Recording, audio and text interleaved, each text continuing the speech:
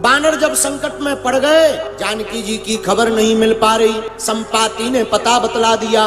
क्या बताया?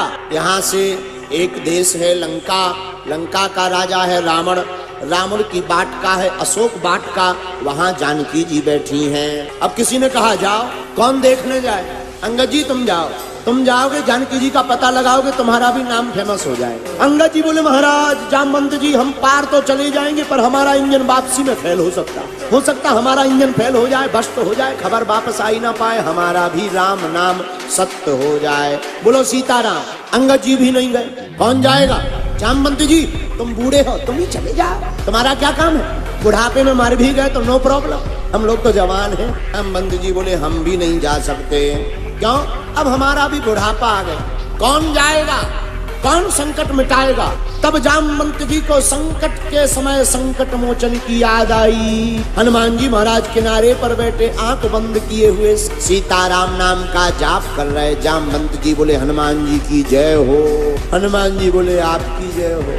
कहो जामवंत जी कैसे हमारी खबर? आप पवन पुत्र के बेटा हो, लंका जाने के लिए संकट आ गया, कोई जा नहीं रहा, खड़े हो जाओ।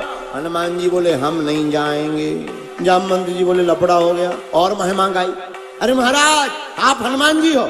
हनुमान जी बोले तो आपको कोई भी काम कठिन नहीं है, आप लंका जाओ।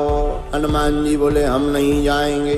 अभी तक हनुमान जी खड़े नहीं भये। जब अंत में जामवंत जी ने कहा राम काज लगी तब अवतारा, फिर सुन तही भयऊं पर्वताकारा। राम काज का काम काज को राम काज मान करके वीर बजरंगबली खड़े हो गए और बानरों के संकटों को हनुमान जी ने हल्का कर दिया। बड़े वेग में खड़े होकर के वीर बजरंगबली की बड़ी बड़ी भुजाएं, विशाल जंघाएं हो गई, लाल लाल नेत्र हो गए और खड़े होकर के हनुमान जी महाराज जोर से कहने लगे जामवंत तुम कहो तो मैं रावण को अपनी पूंछ में बांध कर ले आऊं, त्रिकूट पर्वत को उखाड़ करके ले आऊं, माता जानकी जी को बैठा करके ले आऊं, तुम जो कहो मैं वो करने को तैयार हूँ। जामवंत जी बोले इनको इतना काम बताएंगे ये 1.5 गुना करके आएंगे, पक्का है। तो क्या कहा हनुमान जी से? हनुमान जी महाराज आपको कोई काम नहीं करना। क्या करना? जाकर के जानकी माता को देखना है, देख कर वापस रिटर्न हो जाना है। सुनो और लफड़ा मत करना। हनुमान जी बोले जय हो। लेकिन धन्य है वीर बजरंगबली, कहा था देख कर आना। लंका में जैसे ही पहुंचे पेड़ी के ऊपर बैठ गए। अशोक वाटिका में माता जानकी जी वृक्ष के नीचे बैठी, ऊपर हनुमान जी बैठे। हनुमान जी ने सुना क्या?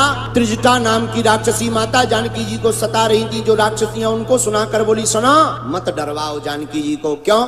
हमने एक सपना देखा। क्या? एक बंदर ने सपने में लंका जला दी। हनुमान जी ऊपर बैठे बैठे सोच रहे थे कि हमें तो कहा था देख कर आना है, ये सपना ऐसा क्यों आया इसको? हनुमान जी मन में सोचने लगे शायद भगवान ने हमारा टेलीफोन लगाया होगा, लंका में इंटरनेशनल कॉलिंग के कारण आउट ऑफ रेंज बतलाया होगा, तो लगता है हमारा फोन नहीं लग पाया, तो शायद त्रिजटा को फोन लगाकर बता दिया कि केवल देखना नहीं है लंका भी जलाना है। रावण की जो लंका वो भी सोने, और राम जी के दूत हनुमान जी भी कैसे? सोने के समान। अच्छा 2 सोने जुड़ रहे हैं लंके में, नगरी सोने की और हनुमान जी भी सोने के। अब यहाँ पर जरा घटना पर क्रम विद्वान लोग ध्यान देंगे। यहाँ पर असली और नकली सोने की लड़ाई हो रही है। राम जी ने हनुमान जी को भेजकर मानो पता करवाया और जरा देख कर आओ रावण का सोना असली है या हमारा हनुमान जी असली है। अच्छा सोने की जांच की जाए तो सोने की जांच किस में होती है? आग में। आग में सोना को तपाओ तो सोना निखर करके आता है। और पहले रावण ने हनुमान जी के सोने की परख की, तो क्या किया?